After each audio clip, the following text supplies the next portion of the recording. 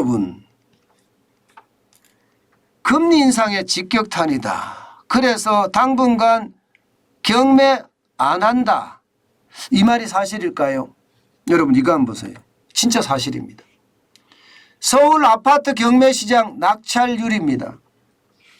26.6%예요.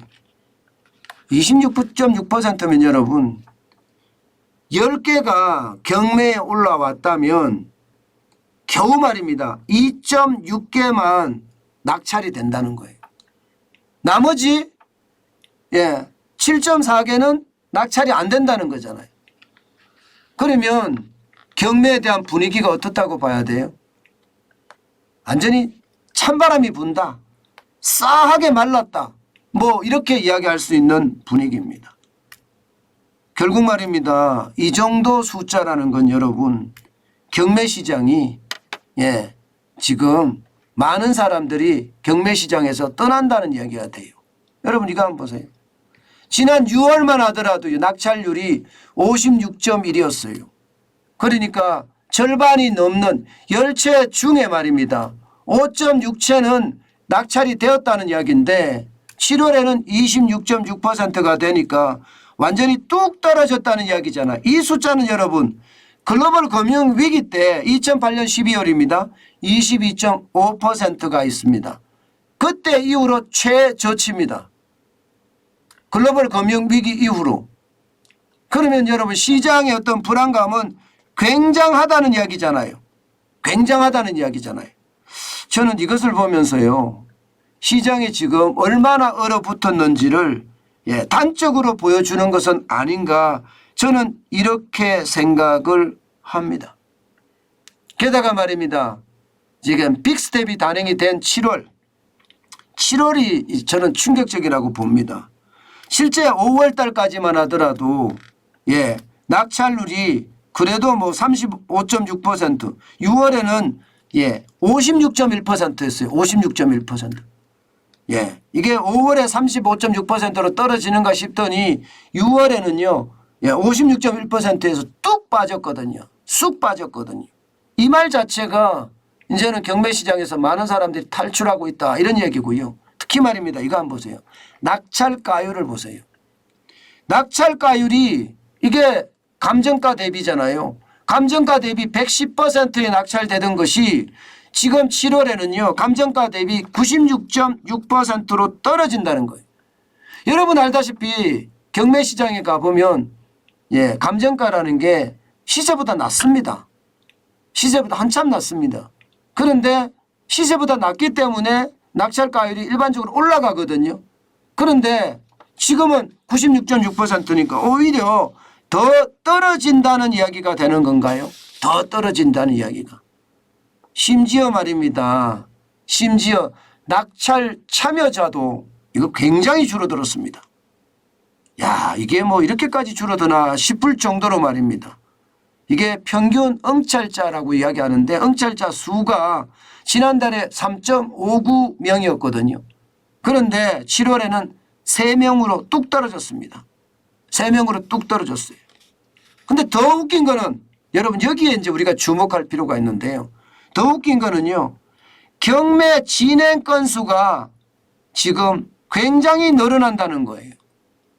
서울에서만 하더라도요. 서울에서만. 지난달에 57건이었는데 이제 64건으로 늘어났다는 겁니다. 게다가 예년에 비하면 굉장히 큰 폭으로 늘어나고 있습니다. 큰 폭으로. 여러분하고 저하고 이야기했던 거 있잖아요. 자영업자들이 더 이상 못 버티면 집을 내놓을 거다. 끝까지 버티다가 집을 내놓을 건데 집을 내놓는 시기를 놓쳐서 지금 집을 만약에 못 파는 시기가 됐다. 그러면 어떻게 되는 건가요, 여러분? 그러면 뭐 일 없습니다. 경매로 넘어갈 수밖에요. 집을 팔아서 내 빚을 갚을 수 있으면 다행인데 집을 팔지 못하니까 안 팔리니까 이게 이제 경매로 넘어가는 그런 사례가 지금 벌어지고 있다는 겁니다. 아니 벌써 오래전에 벌어졌다는 이야기예요. 벌써 오래전에. 그러니까 지금 경매에 나오는 거죠. 이 그 경매가 굉장히 커지고 있는 게 문제예요. 특히 말입니다. 실제 그런 매물이라고 이야기할 수 있는 게 이게 뭐라고 이야기해야 되나? 그 매물 건수들이 큰 평 이런 게 나오는 것이 아니라 작은 평수들이 많이 나와요. 작은 평수들이. 그래서 불안하다. 우리 경제도 진짜 상황이 나빠지고 있다. 이런 얘기를 할 수밖에 없는 겁니다. 그만큼 말입니다. 예년보다가 경매 건수가 굉장히 많이 늘어났고요. 큰 폭이라고 아예 이름을 달 정도예요. 그렇게 늘어났고요. 앞으로 이게 더 늘어날 수도 있다는 것, 그게 지금 현실이라는 겁니다. 현실. 진짜 안타깝죠. 진짜 안타깝습니다. 이게 서울만 또 이런 건 아니에요. 인천도 마찬가지, 경기도 마찬가지입니다. 지금 인천 같은 경우는요. 낙찰가율이 89.1%까지 떨어졌습니다. 81.9%까지. 굉장히 많이 떨어졌죠.